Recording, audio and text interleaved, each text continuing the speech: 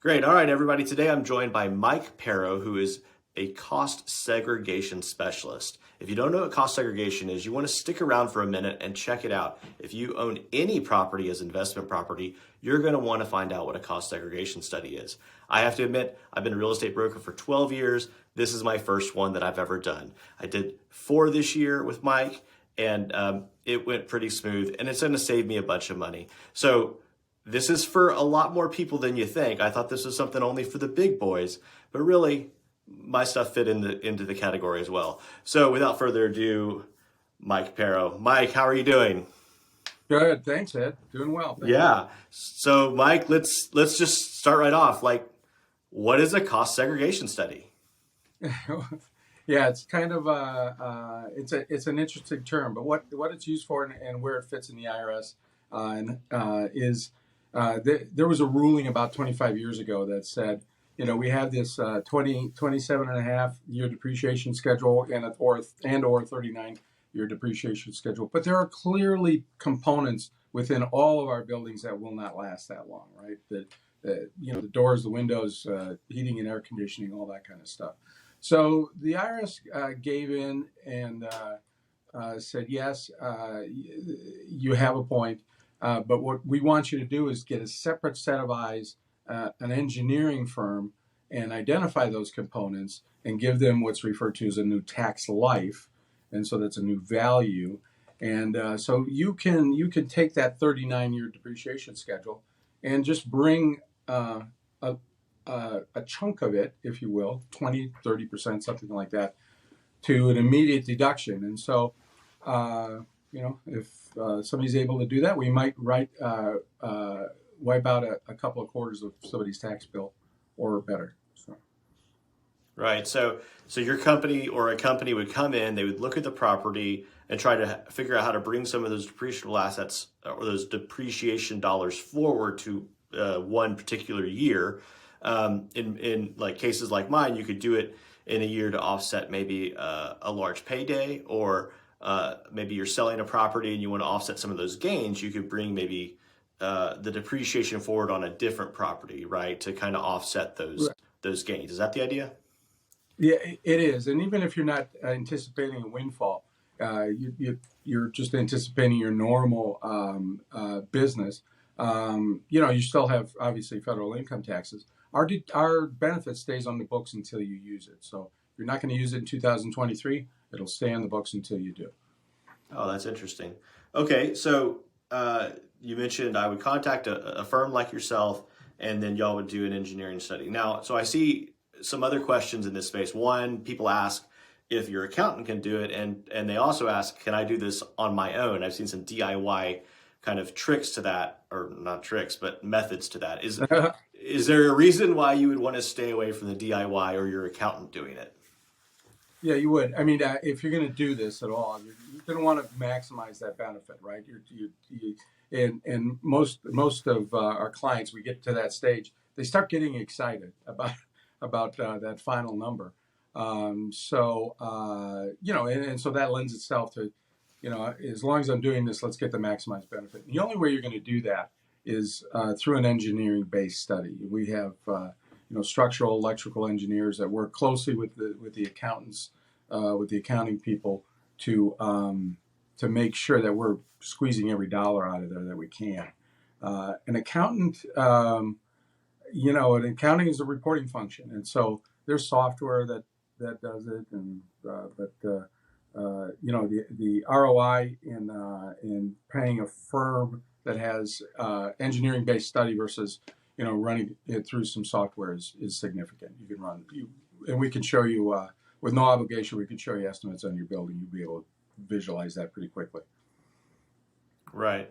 So I know on my cost segregation studies, I contacted you. We worked out an agreement, and then your firm sent out people to take pictures of the property and kind of do a visual survey of what the property was, and you collected documents like surveys, appraisals if I had them. I know one of them I didn't have an appraisal for, my fault, but that happens. And so then someone went on the back end, and for me it was like 6 weeks later I got the cost segregation studies done. So is that a typical turn, I think, for It what, a is, yeah. single It's a family. I mean, typical I was time. doing single family, right? So I'm assuming Yeah. office buildings and warehouses and industrial take a lot longer. We try to get them all out within the same period of time. So we try to promise about 6 weeks to get it back in your hands. Some are more complex than others, but that 6 week period starts when we get all the information in. When we're satisfied, we've stopped asking you for information. That's the day it begins. So you got to give us 6 weeks from that point. Got it. Okay. So I actually had another question the other day, and maybe this is just for me, maybe other people want to know it too, but there was a Trump era tax bill that I think maybe it didn't create bonus depreciation, but that's a term that gets thrown around a lot associated with that tax bill. Can you talk about that at all? Yeah, Tell us it's what the that is. 2017 Tax and Jobs Act, something like that. So yeah, the Trump era 2017. What did happen is that it was enhanced. So there was what's referred to as 100% bonus depreciation. So when we look at components, we give them 5 year, 7, 15 year properties, and that's just the type of component that it is, right? A sidewalk is more structurally sound than a window, for instance, that kind of thing.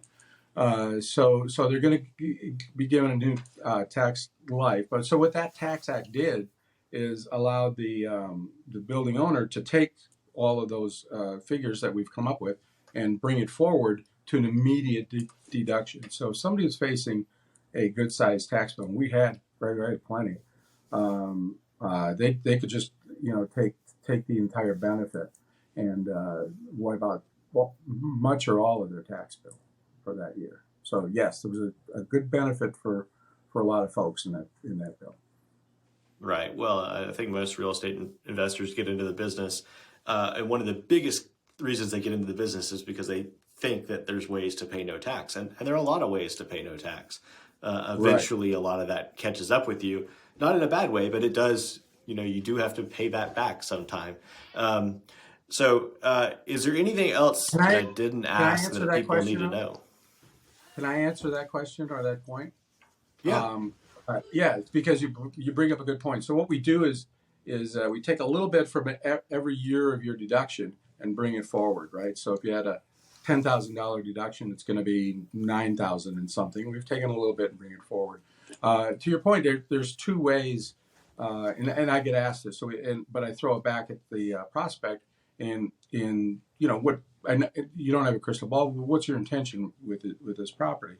So there are two ways that you do not trigger a recovery of those benefits. One is a 1031 exchange. So if you trade it in or sell it and then buy a greater property, all's forgiven, and we can do it cost segregation on your new property. The other is if it passes in your estate, so your heirs are not paying back any of that stuff either. So the benefit stays; it's not recovered, and those are two important ways. And most real estate investors, when you're having that conversation with them, they're shaking their head, going, "Yeah, okay, that makes sense." So, Right, and that is important. Like I think there's some people out there, especially in the short-term rental business, and I don't want to speak negatively of them, but the short-term rental market or business has brought in a lot of new people that were otherwise not investors before. So right, they're learning right, this as they go. I mean, just like me, I think I'm a fairly sophisticated investor, but I've never done a cost segregation study.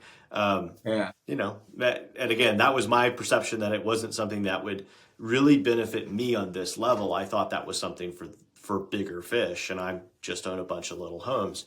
So, you know, that is important. Going back to the new investor, if you do depreciate a property, and every property gets depreciated, either it's done quickly in a cost segregation study, or it's done over a much longer time frame. But every property on your taxes gets depreciated at some rate, and that depreciation does come back and it doesn't bite you, but it does come back and it's owed when you sell the property if you don't do an exchange Mm, or if you don't do right, or don't right, die, and leave it right, to your right, kids. right, right, right. So it's just something you have to plan for, right? That's right. Yep. Yeah. Yeah. Or God forbid, or some unforeseen circumstances that causes you to liquidate the property. Yes, Right. possible. And if you do have to We can liquidate the property, calculate that for you make arrangements to pay it back, right? Now, you. that can Yeah. obviously Yeah. come back to bite people if they have re-leveraged their property several times and owe more on it than they get, or more than they can, Perhaps. Yeah. pay off in taxes. Yeah. Yeah. Net out. I ask a simple question. Do you plan on keeping this, say, 3 to 5 years? And if they're shaking their head, you're going, yes. There is going to be an ROI there. Our fee versus what you had at the end of 5 years, let's say. And even though you're paying some of that back, you're still looking at an ROI in your investment, and a reasonable one. So, if you could safely say that from where we're all sitting today, uh, you can move ahead with the consideration, in my view. Right. Well, there's lots of ways that real estate investors can, I don't want to say dodge taxes because that's the wrong connotation, but creatively not pay taxes, legally, Right. Right. hopefully all legal ways. There's a lot of ways they could do it illegally. We're not going to Oh, talk right. about Right. that. But Right. okay, is there anything that you think the short-term rental owner or the mom and pop single-family owner needs to know that we didn't cover yet? Yeah. I mean, if they're out shopping around for a firm like ours, there's a couple of things to look for, I would say. Well, tell me Uh, what your firm does versus other firms and why your firm or another firm, right? Okay. Yeah, and in fact, our founder, I mentioned the litigation that was going on back in the '90s. It was Walgreens and the American Hospital Association, and our founder was one of the engineering guys. He's an engineer by trade, involved in during that litigation and providing discovery and information, that kind of stuff. So, in and that's really where cost segregation in the way we look at it today was formed.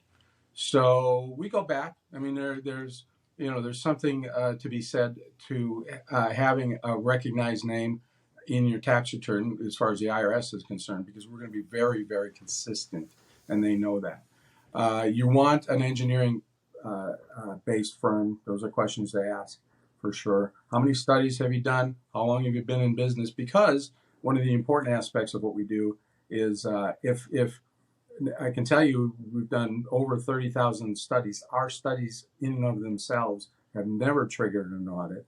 Obviously, we've had clients that have been audited, and we're going in, standing next to them, explaining to the IRS what we did with this particular asset. So, if they haven't been around for a while, are they going to be here when your audit, when the IRS starts calling? So, those are things to consider as well.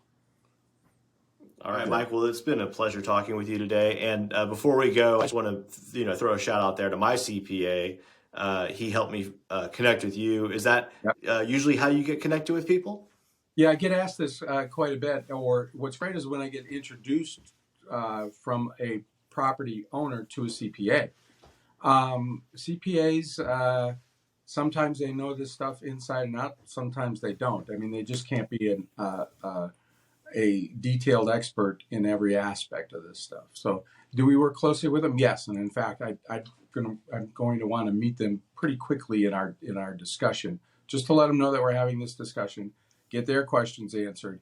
But as in your case, we work closely with CPAs, and they're happy to refer us because they're doing what they do, and the idea that we can come in 6 weeks and just hand them a report that they just electronically plug into your return.